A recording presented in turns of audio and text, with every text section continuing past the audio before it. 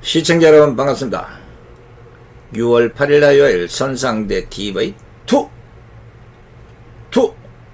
틈새 방송을 시작하겠습니다.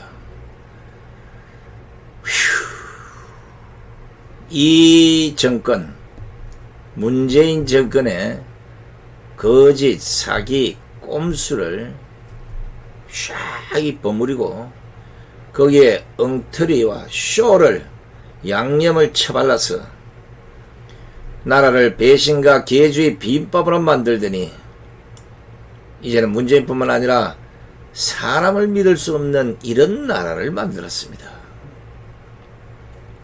문재인 정권에는 아무리 눈을 뜨고 봐도 국가 국민은 없습니다. 지금까지 위정자들이 외쳐온 공정, 정의, 평등은 미친 개가 물고 갔습니다. 저거들이 싫어하면 개 주고, 저거들이 선거와 권력 규제에 필요하면 영웅시하는 국민들의 죽음조차도 유불리를 따지고 투표의 표로 따져서 무기로 측정하는 듯한 이 정권을 보면서 국민들의 마음은 검은 숯이 아니라 분노가 포항제철 용광로처럼 펄펄 끓고 있다는 걸 경고해두면서 오늘 또 세 번의 글을 전해드립니다. 오죽하면 일반 국민들이 이렇게 분노하고 속상할까 하는 생각을 같이 해보는 시간 함께 해주시기를 부탁드립니다. 오늘 첫 번째는 배신과 배신자 이야기라는 백승목님의 글을 전해드립니다. 지난 2016년 12월 9일 박근혜 대통령 탄핵 결의안이 통과되면서 김무성, 유승민 등 탄핵 62적에 배신이란 주홍 글씨, 아니 핏빛 진홍 글씨가 눈을 어지럽히고 있다. 한때 사랑의 배신자라는 구성진 노래가 유행하기도 하여 배신이라는 낱말은 그리 낯설지 않은 단어이기는 하지만 결단코 유쾌한 표현은 아니다. 어쩌면 배신의 고전은 CJ 등에 칼을 꽂은 브루투스와 최후의 만찬 때 쥐어 나이니까 하던 유다, 또는 단종복이 거사를 고변하고 사육신의 죽음을 남기고 생육신의 평생의 여한을 드시온 김지래까지 생각이 이른다. 보다 가까이로는 미리프 김일성 1호 적견녀 김수경이 한때 동료했던 하태경과 탈북자에게 배신자라고 질타한 게 알려지면서 적잖게 무리를 빚은가 있는가 하면 최근 5.18 유공자증을 반납하고 유공자 자격을 사퇴한 김영환 전 의원에 대하여 종북 진영에서 배신자 딱지를 붙이면서 비난 공세를 멈추지 않고 있다. 배신에 무슨 등급 같은 게 있을지는 몰라도 크든 작든 깊든 얕든 누구에게인가 상처를 주고 생명의 위협이나 회복 불능의 피해를 준 배신은 아름다울 수도 달콤할 수도 없다.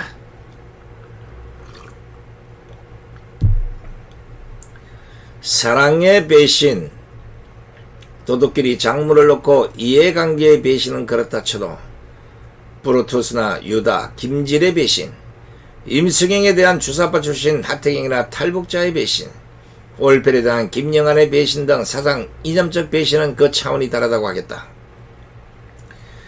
브루투스의 배신, 유다의 배신, 김질의 배신 뒤엔 다른 이의 죽음이 뒤따랐다. 위수, 김동족, 주사파 입에 오르내리는 배신 역시 죽음의 그림자가 깃들에 끼는 마찬가지다. 그렇다면 노동당의 지도를 받는 간첩 지하당 전위대 주사파의 배신 배반은 어떤 것일까? 첫째는 당의 유일적 영도 체계 확립의 10대 원칙에 반하여 주사파의 하늘이자 혁명의 최고 내수로 통일 단결의 중심인 수령에 대한 불충과 당에 대한 불복이 가장 큰 배신이자 반역이다. 둘째는 노동당 입당 시 수령에 대한 충성 맹세와 당 강령, 규약 실천 맹세, 혁명가학과의 임무 지령이행, 당 및 조직 보위 임무 비밀 수호 책무를 지키지 못했거나 게을리한 자들.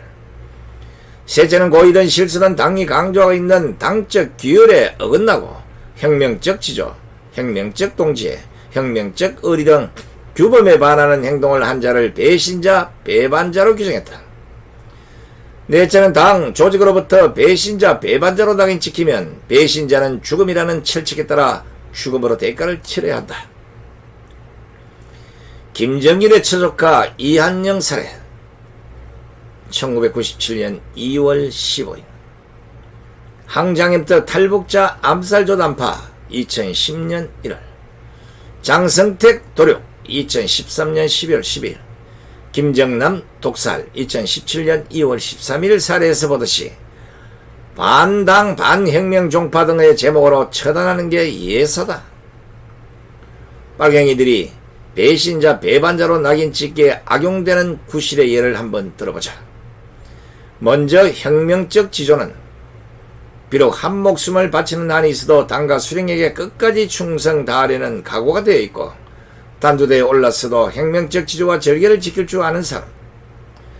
혁명적 의리는 혁명 투쟁에 나선 사람들이 서로 믿고 진심으로 대해주는 신뢰의 감정과 혁명 동지를 진정으로 사랑하고 성심성의로 도와주며 동지들과 생사고락을 함께 나누는 혁명적 동지의 바탕을 둔 의리.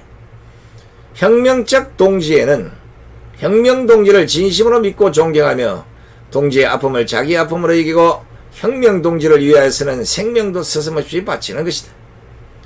혁명적 신념은 사회주의는 승리하고 자본주의와 제국주의는 필연적으로 멸망한다고 믿고 또 이를 실천으로 입증하려는 생각이다. 끝으로 임수경이 탈북 청년과 전대 동지 하태경에게 배신자라고 질타했을 때 배신의 요건이나 내용을 설명한 적이 없다. 주사파들이 5.18 유공자증을 반담한 김영환 전 의원을 배신자라고 매도하면서도 그 구체적인 이유를 밝힌 바는 또 없다. 하지만 대체로 남조선 적과 혁명적 지조와 동지애를 벌였다는 의미로 유추할 수 있을 것 같다. 난파간첩이나 무장공비가 체포 직전에 수류탄으로 자포가거나 칼 858기 공중폭파범 김현희가 독약을 삼키고 자살을 기도하는 등이 혁명적 지조를 지키려는 한 단면이기는 하지만 북한에 볼모로 잡혀있는 가족의 안전과 생계를 보장받기 위한 가족의 발로이자 자기 희생의 진면모라고 보아야 할 것이다. 자, 우리 백승묵님의 글은 참 상당히 그 북한의 해박한 지식을 갖고 있습니다. 군에서 평생을 정보통으로 지내왔기 때문에 지금도 북한과 이 새빨간 사람들의 이 정보에는 도가 트신 분입니다. 그래서 이렇게 여러분 잘 아시라고 주사파부터 시작해서 빨갱이까지 어떤 짓거리로 뭉쳐있고 어떤 짓거리를 하는지를 잘 설명했습니다. 혹시 이 내용이 이해가 안 된다면 한 두 번, 세 번 한번 들어보십시오. 아, 이래서 이놈의 정권의 주사파가 목숨 걸고 대한민국을 공산화시키려 하는구나. 이러니까 북한에 쩔쩔매는구나. 이러니까 저거들끼리 어떡하든지 김정은이에게 잘 보이려고 하는구나. 이걸 알게 될 것입니다. 두 번째는 통일부 장관 이인영이가 거의 실성했나 보다라는 김종선님의 글입니다. 김정은이를 못 도와줘 안달이 단달이 났구나. 앞으로 4년 후인 2025년 금강산 골프장에서 세계 골프 선수권 대회를 열겠다는데 그때도 정권을 잡고 있을 수 있다는 자신감이 충만한 거냐. 킥킥킥킥. 하필이면 골프 대회냐. 북한 땅에서 가장 잘 어울리는 대회라면 가을철 벼추수 논바닥에 떨어진 나락죽기가 아니면 옥수수 나달죽기라면 모를까. 당장 쌀이나 곡식이 부족해 북한 인민이 굶주리고 있는 북한 땅에서 골프 대회라니 역시 선전선동의 대가들이라 다르긴 다르다. 이인영, 제발 주제는 꽤 꼴값 떨지 마라. 전대협 의장 출신 너의 그릇은 소반에서 제일 작은 간장종지 정도란다. 세계 골프 선수권 대회라면 어느 선수가 참석하겠나. 상금위에 선수별 일정에게 개인 후원금 없이 대회가 치러지고 성공할 수 있다고 보는가. 유엔과 미국의 대북제재 결의안 위반인 걸 뻔히 알면서도 이런 개수작질을 하는 이유를 대한민국 국민이라면 누군들 모르겠냐. 자, 이 문제는 저희들이 얼마 전에 방송해드렸습니다만은, 야, 이인영이도 그렇고 문재인도 그렇고 이 정권 사람들 물론 다 그렇겠지만 어떻게 하든지 북한에 뭐라도 퍼주고 김정은이가 나 정은이야 악수한번 할까? 첫사랑에 순위를 기다린 것도 아니고 참 이 순애보가 눈물겹습니다. 이제는 안 되니까 막 금강산에서 골프장이라도 하나 지어가지고 세계 골프대회를 거기서 추진하겠다는 거, 이 말이 됩니까? 천혜의 관광장을 갖고 있는 금강산을 개발해서 그 골프장을 만들면 뭐가 됩니까? 개판에 5분 줘야 되지. 아주 남한에서 나무 그냥 있는 대로 다 베서 태양광인지 지랄인지 뭐 만드느라고 벌목 다 해버리더니 아주 재미를 냈어요. 이인영, 당신이 전대협 의장 출신은 알지만 제발 그 몸속에 흐르고 있는 붉은 색깔 좀 걷어내시라고. 머릿속에 있는 그 붉은 색깔 좀 걷어내시라고. 가슴 속에 있는 주사파의 DNA를 좀 걷어내시라는 거야. 이 동무 이거. 세 번째는 나 같은 사람이 정치 걱정하느라는 김성태님이 그럽니다. 나 같은 사람이 정치 걱정하는 나라. 법을 지키고 도덕을 지키면 될 것인데 왜 우리 같은 평민들이 이토록 정치 걱정을 하는가? 법을 집행하는 사법부가 스스로 법을 어기고 권력과 결탁하여 무법천지로 만드는 짓을 하고, 법을 만드는 국회가 민주헌법을 무시하고 국가보안법을 폐기하려 하고 헌정 질서를 무너뜨리는 짓, 연방제 통일로 가기 위한 종북 친북 입법을 시도하니 70년 한각의 기적 공든탑이 무너지는 위기의 대한민국. 이대로 못 본 채 할 수 없는 일반 평민인 나 같은 사람도 밤잠을 이루지 못하고 나라 걱정을 하는 극히 비정상적인 나라. 결국 나라의 주인은 국민이란 걸 실감합니다. 애국동지님들 힘내십시오.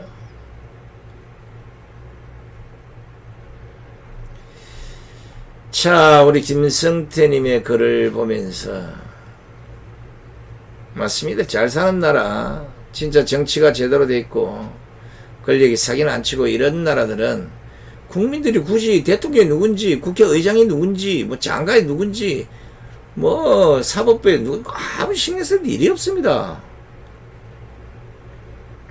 그런데 이놈의 나라는 문재인을 비롯해서 적어도 권력층에 있는 이런 자들이 하는 이 횡포와 독재를 보면서 걱정을 안 할 수가 없잖아요. 왜? 나라가 망가지니까. 다른 방송에 말씀드렸지만 정부가 국민을 걱정하는 게 아니라 국민이 정부를 걱정하고 국회를 걱정하고 사법부를 걱정하는 이런 나라가 됐다는 겁니다. 이게 건전한 나라입니까? 아니잖아요. 개판 나라입니까? 하루 죽으라고 돈 벌어서 새끼 밥 먹기 급급한 이런 시대, 적어도는 국민의 세금 뜯어다가 월급 꼬박꼬박 챙기면서 할 짓 다 하니까 재미 들렸겠죠. 적어도 국민이 법을 걱정하게 되면 그 법 앞에서는 국민들이 어떻게 법으로부터 공평한 대접을 받는다고 생각하겠습니까?